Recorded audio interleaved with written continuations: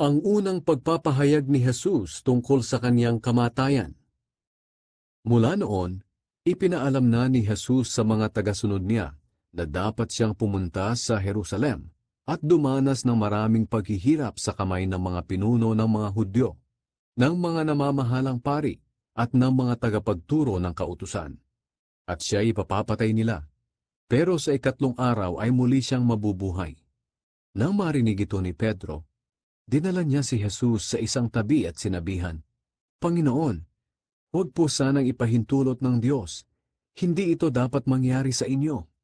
Hinarap ni Jesus si Pedro at sinabi, "Lumayo ka sa akin, Satanas.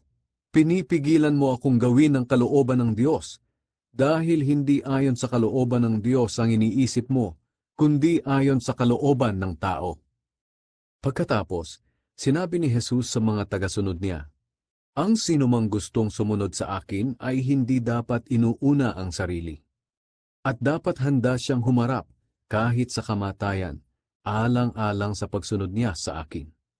Sapagkat ang taong naghahangad magligtas ng kaniyang buhay ay mawawalan nito. Ngunit ang taong nagnanais mag-alay ng kanyang buhay alang-alang sa akin ay magkakaroon ng buhay na walang hanggan.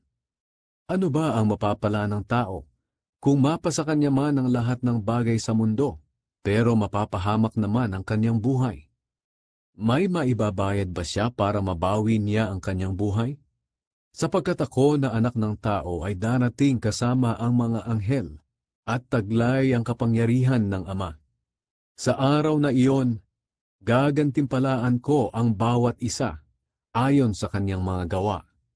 Sinasabi ko sa inyo ang totoo, may ilan sa inyo rito na hindi mamamatay hanggat hindi nila nakikita ang anak ng tao na dumarating bilang hari."